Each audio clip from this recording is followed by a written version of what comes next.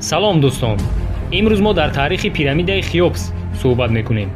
ин пирамидаро барои он хеопс меноманд ки бо фармони фиръавн бо номи хеопс сохта шудааст. ин пирамида дар 7 мӯъҷизаи дунёӣ дохил мешавад ки то имрӯз боқӣ мондааст.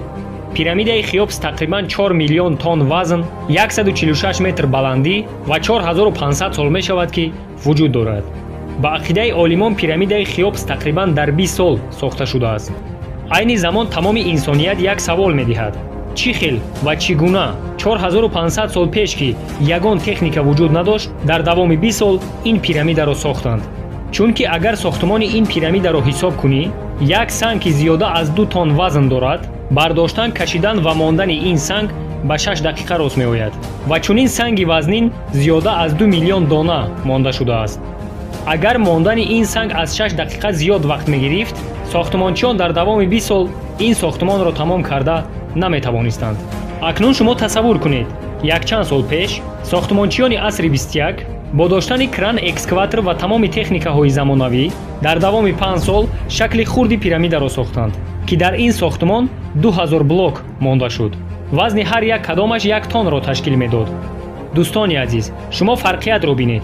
2000 блок вазни ҳар кадомаш 1 тонн дар давоми 5 сол дар асри 21 бо тамоми техникаҳои ёрирасон сохта шуд.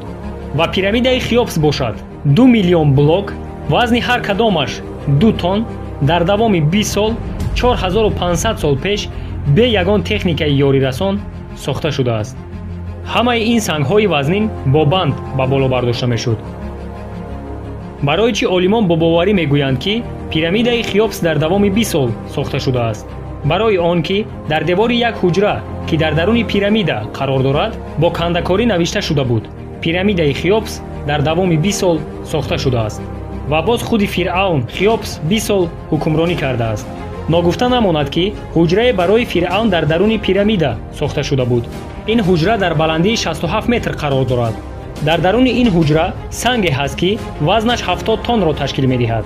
чӣ гуна сохтмончиёни пирамида ин сангро ки 70 тонн вазн дорад, ба баландии 67 метр бардоштаанд? ин саволе ҳаст ки то ҳол беҷавоб мондааст. чунки дар замони мо, яъне дар асри 21, бардоштани чунин вазн ба чунин баландӣ қариб ки номумкин аст. аз сохтани пирамида 4500 сол гузаштааст. дар ин муддат даҳҳо бор заминларзаҳое ба вуҷуд омаданд ки бисёр шаҳрҳои калонро ба хок яксон кардааст. лекин ягон санги пирамида ҳатто ба ягон миллиметр наҷунбидааст. бар зами ин ҳамаи сангҳо бе ягон семент болои ҳам монда шудааст. ба он дараҷа босифат ва хуб монда шудааст ки ҳатто лезва дар байни сангҳо намедарояд. олимон чандин борҳо шакли хурди пирамидаро сохтанд, аммо дар муддати 2-3 сол пирамидаи сохтаи онҳо вайрон шуда ба хок яксон шуд. пирамидаи аслӣ бошад дар давоми 4500 сол ҳатто ягон сангаш беҷона шудааст. барои чӣ мо одамони асри 21 бо тамоми компютеру техникаҳои замонавӣ дар сохтани чунин сохтмон оҷизем? бисёри одамон ақида доранд ки ин пирамидаро инсон насохтааст ва ин муаммо аз тарафи махлуқони дигар сайёра сохта шудааст. лекин олимон ин ақидаро рад мекунанд.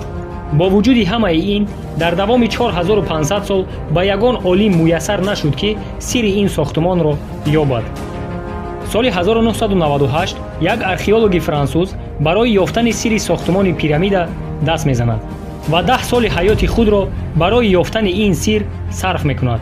баъди кофтукоби тӯлонӣ яке аз сиррҳои сохтмонро меёбад.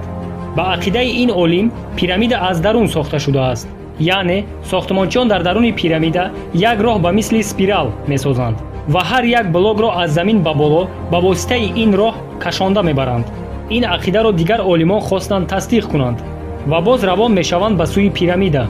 аз даруни пирамида даромада мебинанд ки дар ҳақиқат роҳ ба мисли спирал дар дарун вуҷуд дорад ва боз асбобҳоеро ёфт мекунанд ки бо воситаи он сангҳои вазнин ба боло кашонда мешуд.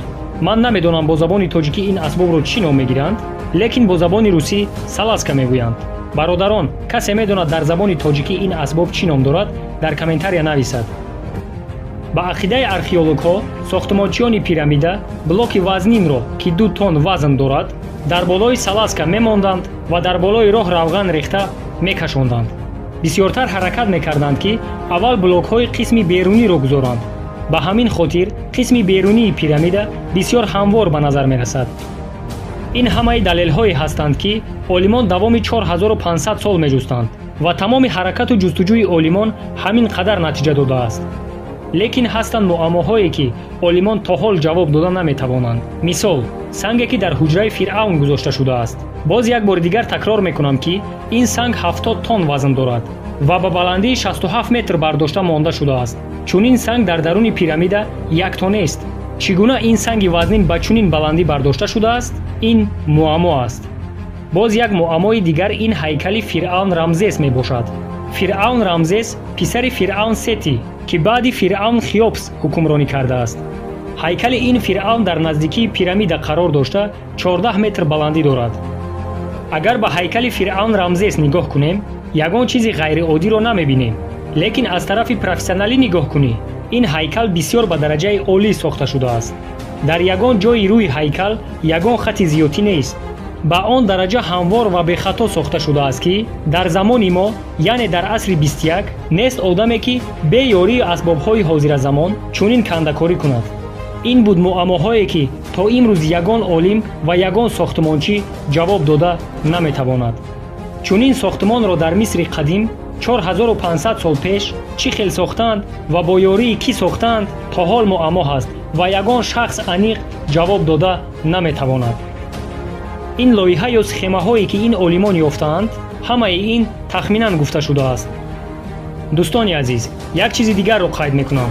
мумкин ки дар Қуръони Карим дар ин масъала ягон чиз гуфта шуда бошад, чунки дар ин китоби муқаддас бисёр чизҳои муаммодор гуфта шудааст.